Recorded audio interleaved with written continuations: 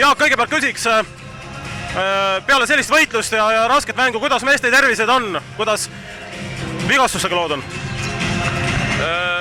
No praegu ei saa otseselt millegi üle kurta. Väga jõuline mäng oli, et kas meie meeskond on valmis ka reedel selliseks mänguks? No ma väga tahaks loota, et praegu ju alles täna ise meeskond tõestas endale, et on võimelised neid võitma, miks ei peaks tegelikult reedel samamoodi. Statistika on üsna võrdne, 50% on võrdsed.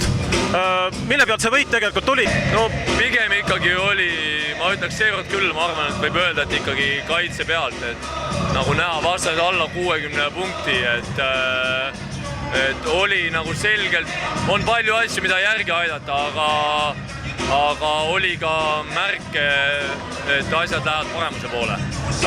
Täna taaskord uus mees natukene, kuidas ma võin öelda, esile tõusis, et Kristjan Moolaid väga-väga hea mäng tema poolt. No eks praegu ongi see, et iga mäng ongi keegi, kes ütleme, kes ei ole võib-olla oma stabiilsust veel saavutanud, aga iga mäng on ikkagi keegi, kes sähvatab, et eelmine mäng oli Martin Paasoja, seekord nüüd jälle teistpidi, aga niikaua kuni keegi jälle koha üle võtab ja need punktid ära toob, siis on okei. Aitäh, Jaak, edu reedeks meeskonnale!